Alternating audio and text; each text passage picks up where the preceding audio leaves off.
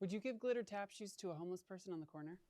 Of course not. That would be insulting. Come with me into the mind of a disengaged employee to tell you exactly why your programs flop. The ones that you work really hard on. You're like, what's wrong with everybody? Why aren't you using this? Because they're not ready for it. Let me introduce you to the Employee Hierarchy of Needs by Gallup.